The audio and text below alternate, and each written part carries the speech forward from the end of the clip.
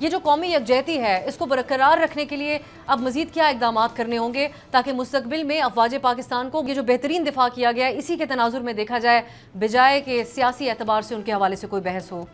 دیکھیں، بہت ہی سادہ سی بات ہے کہ ابھی جو پاکستان ہے اس کو تھریٹ ابھی تک موجود ہے، ہندوستان کی طرف سے دوبارہ پاکستان پر حملے کا خطرہ موجود ہے، اور میں کوئی ہوائی بات نہیں کر رہا، بالکل بہت سے جو ڈپلومیٹک سورسز ہیں وہ بھی یہی بتا رہے ہیں، اور اسی لیے جو یو کے فورن سیکٹری ہیں وہ اسی لیے پاکستان کے دورے پہ آئے، پھر یہاں سے وہ بھارت کے دورے پہ بھی گئے۔ تو تھریٹ تو ابھی تک موجود ہے، اور شاید اسی تھریٹ کی وجہ سے صرف جنرل عاصم منیر صاحب کو فیلڈ مارشل نہیں بنایا گیا، بلکہ جو ایئر چیف ہیں ظہیر احمد بابر سدھو صاحب، ان کی جو مدت ملازمت ہے اس میں بھی اضافہ کیا گیا ہے، تاکہ یہ دونوں جو ہیں انہوں نے اکٹھے نیوی کے چیف کے ساتھ مل کے ایک بہت اہم کردار ادا کیا، تو کنٹینیوٹی رکھنے کی کوشش کی جا رہی ہے۔ تو جو اب پاکستانی قوم کا جو اتحاد ہے وہ اس میں بہت سے مجھے کریک پڑتے ہوئے نظر آ رہے ہیں، خاص طور پہ پولیٹیکل فرنٹ پہ، لیکن اس کے لیے ضروری ہے کہ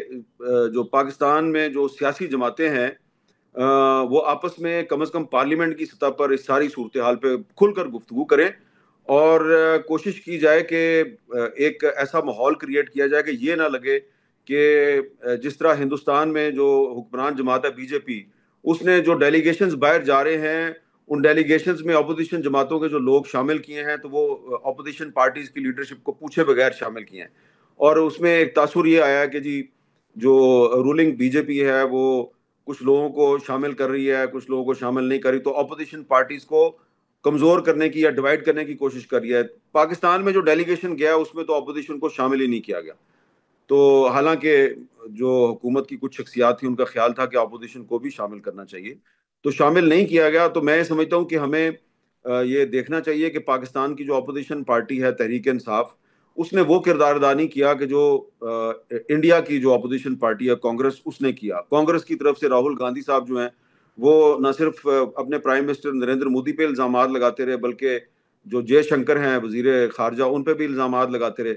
تو پاکستان کی جو اپوزیشن پارٹیز ہیں انہوں نے تو ایسا کم از کم جو ان کے جو بڑے لیڈر ہیں انہوں نے تو ایسا کوئی کردار ادا نہیں کیا۔ تو میں یہ سمجھتا ہوں کہ اپوزیشن کو ساتھ لے کے چلنا چاہیے، اور اگر آپ ساتھ لے کے چلیں گے تو اگر خدا نہ خواستہ ہندوستان دوبارہ حملہ کرتا ہے تو پھر ایک دفعہ پھر اس کو منہ توڑ جواب دیا جا سکتا ہے۔ سبسکرائب کریں اور بیل دبائیں تاکہ کوئی خبر رہ نہ جائے۔